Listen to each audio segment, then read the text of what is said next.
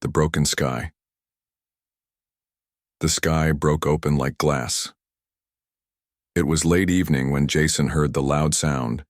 He stood outside his small workshop, wiping grease off his hands. At first, he thought it was thunder. But then, the ground shook. A trail of fire rushed across the sky. It wasn't a plane. It was something else. Something big, and it was falling fast. The object crashed into the desert hills just beyond the old canyon. A flash of blue light followed, then silence. Jason dropped the cloth in his hand. His heart beat faster. He had seen strange things before. Old military, tech, spy drones, even an abandoned satellite. But nothing like this. Jason jumped into his dusty Jeep and drove toward the crash site. The sky had already darkened, and the stars were out. But the ground still glowed where the ship had hit. Smoke rose from the crater. The ship was alien. He could tell from the shape, curved, silver, and smooth like no human-made thing. It was half buried in the earth, and sparks flew from its broken. So Jason slowly walked closer, holding a flashlight. The air smelled like burnt metal and something else, something sharp and electric. He found the door half open. It had been torn from inside. Carefully, he peeked in. Inside the ship was dark, but he saw movement. A tall figure lay slumped against the wall. It was covered in armor, black, glowing softly with purple lines. The figure was breathing, but it was shallow and slow. Jason whispered, "Hello? Can you hear me?" The armored figure turned its head slightly. A soft, weak voice replied in broken English, "Help. Air. Can't breathe." Jason stepped back in shock. It was female. The voice was soft, pained, and scared. She was not a robot. She was alive. He looked at the armor again. It didn't look like a simple suit. It looked like a prison. "I'm going to get you out of here," he said. He tried pulling her up, but she was heavy, too heavy for one person. Still, he managed to drag her out of the wreck. The cool night air hit her suit and the lines on her armor turned red. She shook, gasping harder. "Armor. Remove. Please," she whispered again. Jason had no idea how to remove alien armor. He looked closer and found small symbols on the chest plate. He pressed one. It gave off a soft beep but did nothing. He tried another symbol.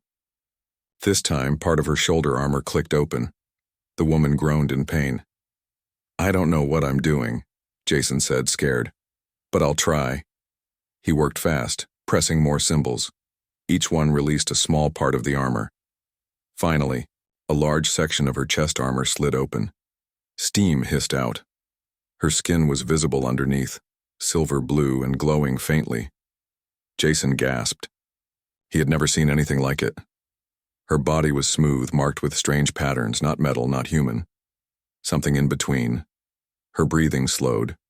She relaxed just a little. But her eyes, bright silver, opened for a moment and locked on his. "Thank you," she said before fainting. Jason stared at her, heart pounding. He had just removed the armor of an alien, and now she was unconscious, half-dressed in broken gear, lying in his arms. Who was she? What was she? And why did she crash here? He didn't have answers. But he knew one thing for sure. This was not just a rescue. It was the beginning of something big. He lifted her carefully and placed her in the back of his Jeep. As he drove back through the silent desert, the stars above seemed brighter than usual. Far behind them, deep inside the broken ship, a red light blinked. Someone, or something, had just been alerted. The sky was broken. But maybe, just maybe, so was fate. The first touch Jason drove fast through the empty desert, glancing back at the strange girl lying still in the back of his Jeep. Her breathing was calmer now, but her body still looked tense. Pieces of her armor were broken, some glowing faintly, others sparking. The part he had opened revealed her strange, glowing skin, soft, silver blue and marked with delicate patterns. She didn't look like any creature Jason had seen in all his life. At home, He gently placed her on a bed in his workshop's storage room. The place was quiet, filled with tools and spare parts. She looked peaceful, but the faint winces on her face showed she was in pain. Jason sat beside her, unsure of what to do. He had no medicine for aliens. He had no idea what her body needed. His eyes returned to the exposed part of her skin. It shimmered in the dim light like moonlight on water. Out of worry, he slowly reached out and placed his hand on her bare shoulder, hoping to check her temperature, or maybe offer comfort. The moment his skin touched hers, something strange happened. A sharp wave passed through his mind. It wasn't pain, but it wasn't normal either. In a flash, he saw images, her memories, explosions, screams, training fields filled with others like her, wearing the same armor. He felt her fear, her strength, and the weight of years spent fighting. Jason pulled back, breathless. The girl stirred. Her eyes opened slowly and she looked straight at him, confused but calm. "You saw?" she whispered. He nodded. "I didn't mean to. I just touched you." She closed her eyes again as if too tired to speak. After a pause, her voice came again, soft and shaky. "You are human, not enemy." "I'm Jason," he said gently. "You crash-landed here. I found you in the desert." Her voice was clearer now. "Name, Virea." Jason repeated the name softly. "Virea." She tried to sit up but failed. Jason quickly helped her. Her hands were cold but strong. She looked down at her body, saw the missing armor, and sighed with relief. "You helped me breathe," she said. "Thank you." Jason smiled. "I just did what I could." Virea's eyes stayed on his face. "You saw my pain, my prison." "I saw something," he admitted. "It looked like you were trapped, like you were being forced to wear that armor." She nodded slowly. "Armor is not for battle. It is for control, for silence. My kind punished me, locked me inside. No voice, no touch, no freedom." Jason sat back, stunned. "Why would they do that to you?" "I broke law. I spoke against leaders, said we should feel, not just obey. They said I was broken." He didn't know what to say. It was hard to imagine a world where emotion was treated like a crime. He looked at her again, really looked. She wasn't a machine, not anymore. Her eyes, her voice, her pain, it was all real. Virea reached for his hand, very gently. "You are the first Ani to touch me without fear." Jason hesitated, then held her hand. "You're not a monster." For a moment they sat in silence, just breathing. Jason could feel her hand warming in his. A quiet moment between two strangers, from different worlds bound by something neither fully understood. Then Virea's body shook. Her hand pulled away quickly. "Too much," she whispered. "The armor? Still inside? Still connected?" Jason leaned forward. "What do you mean?" "Some parts. They grow inside. Cannot remove all. Not alone." He realized this was far more serious than he thought. It wasn't just a suit she was wearing. It had become a part of her. Some of it was still inside her, hurting her, controlling her. "I'll help you," he said, his voice steady. "Whatever it takes, we'll get it out." Virea looked at him, her silver eyes softening. "You speak like no one else." "I'm just a mechanic," he said with a half smile. "But I don't leave broken things behind." She smiled, barely. It was the first smile he had seen on her face. But deep inside, both of them knew this was only the beginning. Removing the armor was not just about metal or wires. It was about freeing someone who had been told all her life that feeling was weakness. Jason didn't know where this path would lead. He didn't know if helping her would bring danger or worse. But he knew one thing for sure. She wasn't just some alien who fell from the sky. She was someone who had been caged her whole life. And now, she wanted to be free. And maybe, just maybe, he was the only one who could help her do it. The forbidden. Secret Jason didn't sleep that night. He sat beside Varela, watching her breathe, wondering how much pain she was hiding behind her quiet voice. The more he thought about what she said, the clearer it became. Her armor wasn't just something worn. It was something done to her, built to silence, not protect. And somehow it had become part of her body. When morning light touched the sky, Varela opened her eyes. She didn't seem surprised that Jason was still there. Her voice was calm but heavy with meaning as she spoke. Your touch, it didn't hurt me. That has never happened before. Jason didn't understand, but he listened. My kind designed the armor to respond only to fear and control. When they punish us, we feel nothing. No love, no warmth, only commands. But when you touched me, something changed. I remembered things I wasn't supposed to. Jason leaned forward, curious. What kind of things? Varela looked away for a moment as if unsure whether to share. But then she spoke slowly and carefully.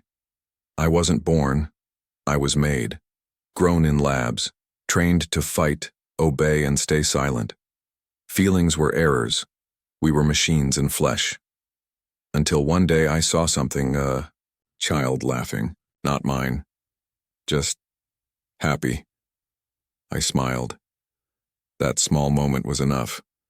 They called me defective, locked me in the armor, said I needed correction. Jason was stunned.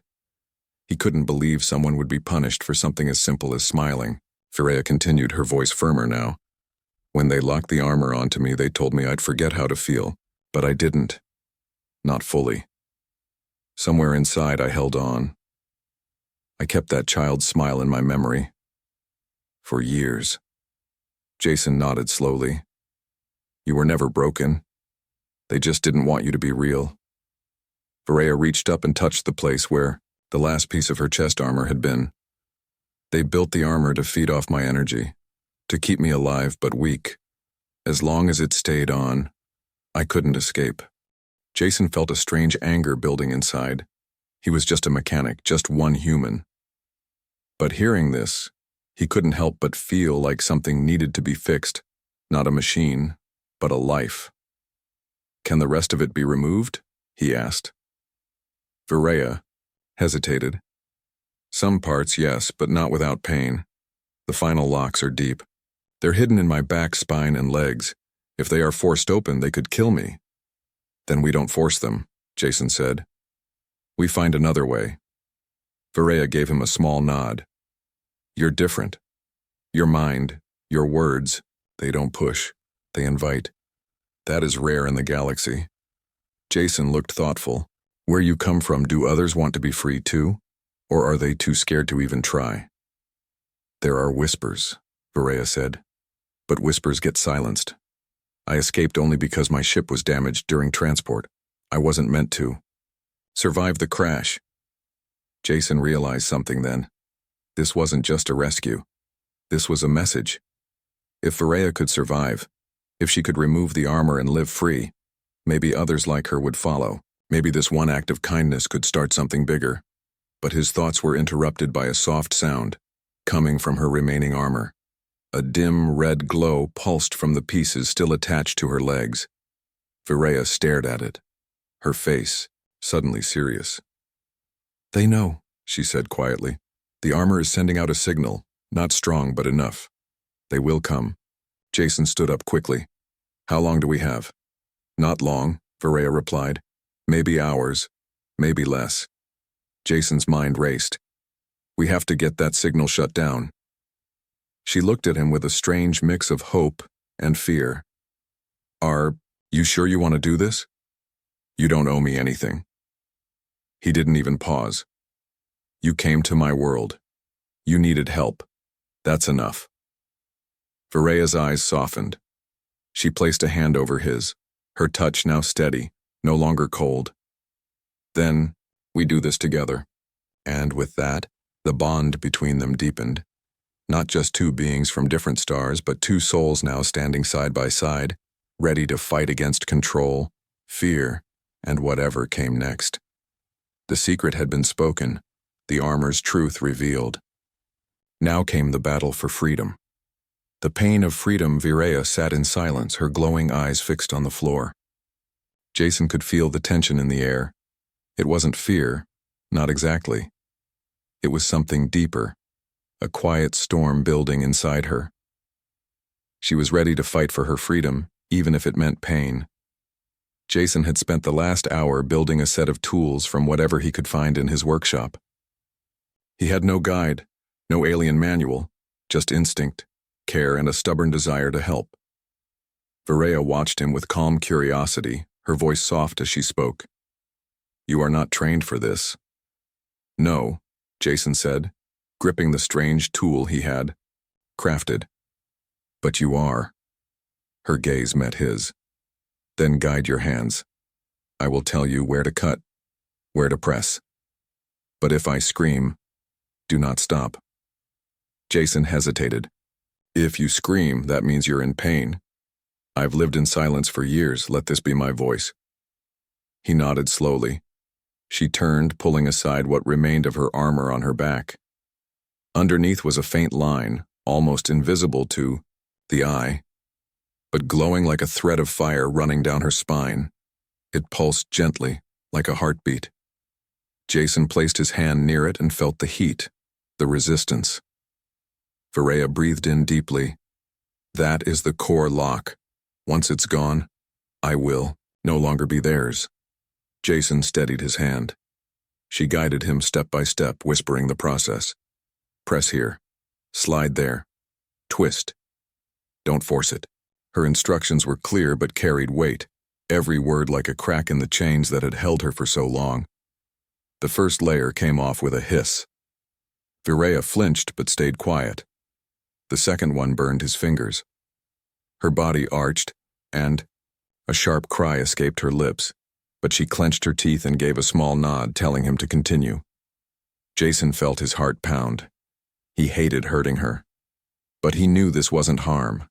It was healing in the hardest form. One by one, the internal locks disengaged.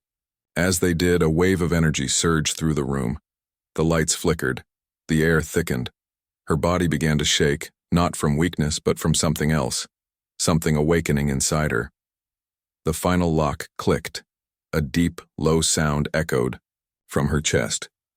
Not a scream, not a cry, something primal, a sound of release, of power breaking through years of suppression. Then everything went still. Jason stepped back, hands trembling. Virea stayed on her knees, breathing heavily, her skin glowing brighter than ever. For a moment, neither of them spoke. And then she stood taller, stronger. Her movements were smoother, more alive. The parts of armor that remained on her legs crumbled to dust, no longer needed, no longer in control. Jason stared, stunned. You're glowing." She smiled faintly. "That's not glow, that's life, real life. I haven't felt this since I was a child." He stepped closer, unsure if it was safe. "Are you okay?" "I don't know," she said. "But for the first time, I am me." There was something new in her posture now. Not just freedom, but purpose. Power that had been hidden for years now flowed through her veins. But even in this moment of triumph, something hung in the air. Virea looked out the window toward the desert. "They will feel this, my release, my light. They will come for me, and maybe for you too." Jason nodded. "Then let them come. You're not alone anymore." She turned back to him, reaching for his hand, not as someone in need, but as an equal. For the first time, her touch didn't carry pain or fear or control. It carried trust. Her freedom had come at a cost, but in the end, she had gained more than just breath. She had gained herself. And maybe, just maybe, she had also found something else she never thought possible. Someone who saw her not as a weapon, not as a mistake, but as a person, a human, a friend, maybe something more. The alien inside. The silence between them felt different now. Not heavy, not tense, but full, like something invisible had filled the space where fear used to live. Viraya stood with a quiet strength, her body no longer weighed down by armor or control. Every breath she took felt deeper. Every blink of her glowing eyes carried a strange mix of relief and curiosity. Jason watched her closely. Something had changed, not just outside, but within her. The glow in her skin had softened, but her presence had grown stronger, more alive. She moved slowly around the room, touching tools and pieces of metal like she was seeing the world for the first time. Her fingers lingered on each object, her senses wide open. "I can feel the air," she said at last. "Not just breathe it, feel it." Jason smiled. "That's how life's supposed to be." She turned to him, her voice softer now. "For you, maybe, not for me. I was never meant to live freely. I was built to follow orders, fight battles, win wars. But I never belonged in that role." Jason sat on the edge of a table, listening carefully. "Then who are you, really?" She paused for a moment, thoughtful. "I don't know yet, but I think I'm ready to find out." There was something tender in her words, something raw. She wasn't pretending to be fearless anymore. She wasn't hiding behind armor, she was just herself, new, uncertain, and open. It made Jason feel something strange and unexpected. Pride. He stood and offered her a glass of water. She took it carefully, studying the liquid before sipping it. Her eyes widened. "It tastes like the sky after rain." Jason laughed gently. "That's one way to put it." Viraya looked around the workshop, her gaze settling on a small, cracked mirror on the wall. She walked toward it, stared at her reflection, and touched her face like she was seeing it for the first time. Then she spoke quietly. "I've never seen myself without armor. Not like this." Jason walked up beside her. "You look strong." She tilted her head. "I feel fragile." "Maybe that's part of being strong, too," he replied. They stood in front of the mirror for a while. Viraya's face held no expression, yet her eyes said everything. Curiosity, confusion, a touch of sadness. But under it all, there was hope. She turned to him suddenly. "You said I'm not alone." "You're not," Jason said. She reached out, touching his chest right over his heart. "This," she whispered, "is strange to me. Not just the beating, the meaning." Jason didn't move. "What do you mean?" "In my world, we never talked about connection. Only results. But now, when I'm near you, something pulls me closer. It's not logic, it's not need. It's something else." Jason looked into her eyes. "It's called feeling. I think I like it," she whispered. Her hand remained on his chest for a second longer, then pulled away gently. Jason swallowed, unsure how to respond. His life had always been quiet, lonely, filled with machines, tools, and silence. But now in front of him stood someone not from this world, yet deeply human in ways that mattered most. Viraya sat down, her voice softer now. "There are still fragments inside me. I can feel them, leftover tech, not dangerous, but reminding me where I came from." Jason crouched beside her. "You're not your past. You're not their tool anymore." She looked at him. "Do you believe that?" "With everything I've got," he said. She closed her eyes, letting those words settle in her heart, and then far off in the distance a low hum rumbled through the ground. Jason stood up quickly. What was that? Viraya didn't open her eyes. "It begins." "What begins?" She opened her eyes slowly, glowing brighter than before. "They found me." Jason's chest tightened. "Then we have to run." She stood calmly. "No. We don't run. Not anymore." Jason looked at her. No armor. No weapons. Just her voice, her will, and the strange light inside her. And yet, she looked stronger than ever. He nodded. "Then we face them. Together." She gave a small smile, the kind of smile that held pain and hope at the same time. "Together," she said. And with that, the girl who had once been just a prisoner was now something else entirely. Awake, alive, and ready to stand her ground. The armor was gone. But the warrior had only just begun to rise. The hunter ships arrive. The air shifted. It was almost like the sky itself had begun to listen. Jason stepped outside, scanning the horizon. The ground felt different under his feet, charged, uneasy. A deep hum vibrated through the earth, soft at first, then growing louder, like the growl of a storm that hadn't yet shown its face.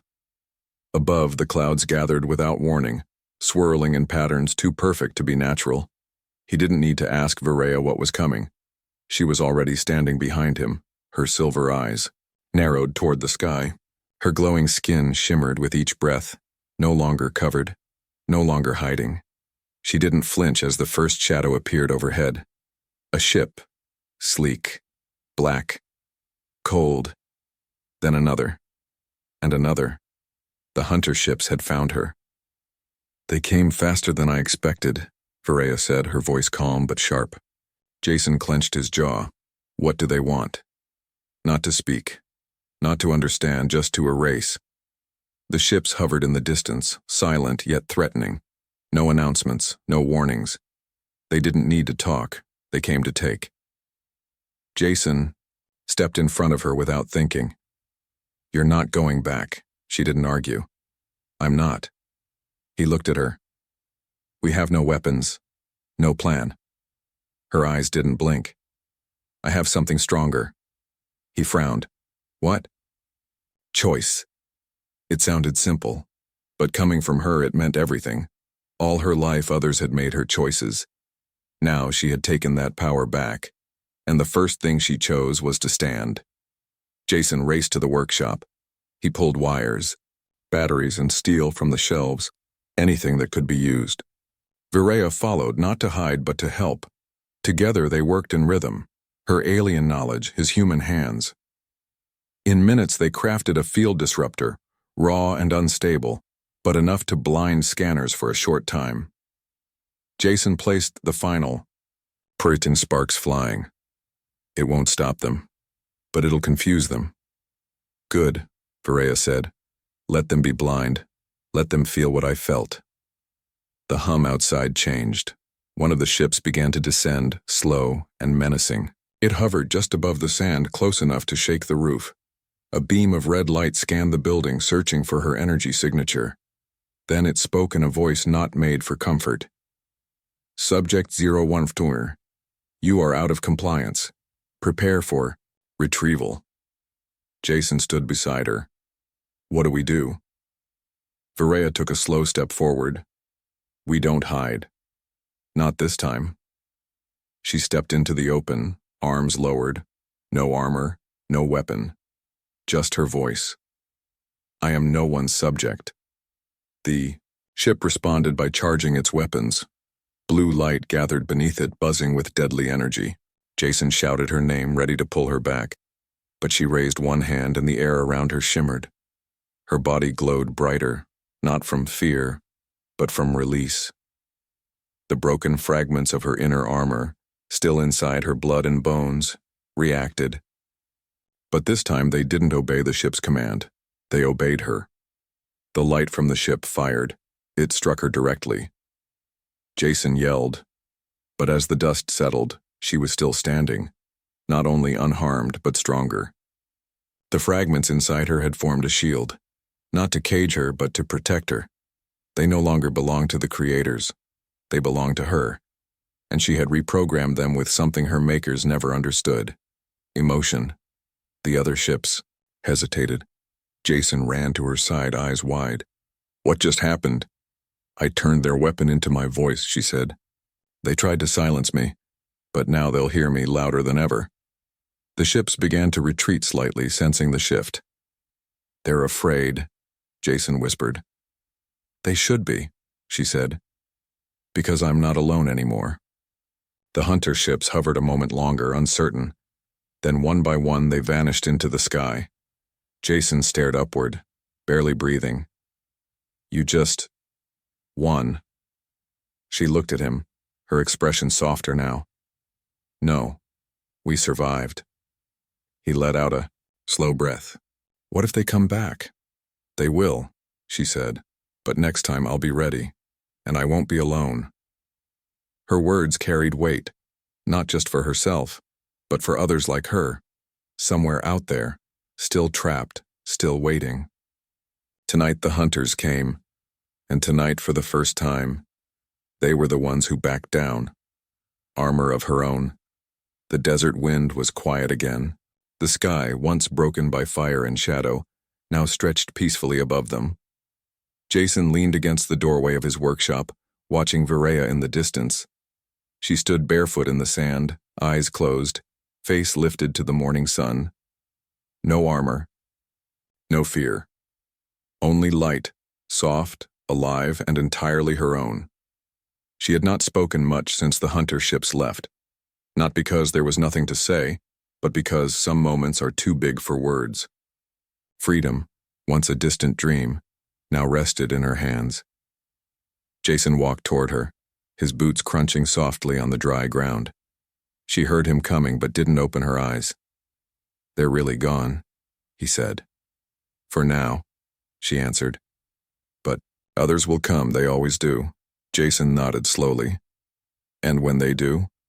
I won't hide, she said. I'll meet them, not as a weapon, not as their project, but as me. There was a quiet strength in her voice, a kind that didn't need shouting. She had been reshaped by pain, but she hadn't become bitter. She had turned that pain into purpose. I've been thinking, Jason said. If you had the right tools, the right parts, could you build something new? Viraya finally opened her eyes, her glowing gaze meeting his. What do you mean? Not the armor they gave you, not what they forced on you, but something of your own. Something that protects without trapping, that answers only to you. She didn't speak for a while. Then slowly her lips curved into a smile. You think like a builder, not a controller. That's rare. Together they spent the next few days designing, drawing, testing, laughing. She told him what her people feared most, feeling. So he designed her new armor to feel, to respond to her energy, not shut it down. Light instead of darkness. Flexibility instead of force. It wasn't made to hide her, it was made to reveal her. Bit by bit it took shape. Silver plates powered by solar energy. A neural interface that worked only with her emotions. And around the chest, a living core that glowed with every heartbeat. Her heartbeat. When it was ready, she stepped into it slowly. Each piece clicked into place, not with a hiss or a choke, but with ease. No pain. No pressure. Just balance. Jason stepped back. How does it feel? Viraya raised her arms, then looked down at her body. Like a second skin. One I chose. She turned to him, her voice full of wonder. I've never built anything before. Only destroyed. Jason smiled. Now you've done both, that makes you more human than most. She stepped closer to him. Not rushed. Not nervous. Just real. Thank you, Jason. For what? For seeing me when I couldn't see myself. For helping me become someone new. Jason looked into her eyes. You were always someone. I just reminded you. Viraya's fingers brushed his hand. There was no need for armor between them. No need for walls. Just understanding. As the sun dipped behind the hills, she looked out toward the stars. There are others like me, still trapped, still silenced. Jason followed her gaze. You want to find them? I need to, she said. But I won't go alone. Jason nodded. Then I'll come with you. She raised an eyebrow. You'd leave your world for mine? I'd follow a friend, he said simply. And maybe something more. For a moment. Her expression softened in a way he'd never seen before. She reached up and placed her hand gently on his chest, over the same spot she had once touched in confusion. Now, she understood. Then let's go, she whispered. The stars above twinkled like silent witnesses as the girl who was once a prisoner and the man who once lived in silence took their first step, not into war, not into escape, but into a future of their own making. She had asked a human to remove her armor so she could breathe, but what he gave her instead was the power to choose her own destiny.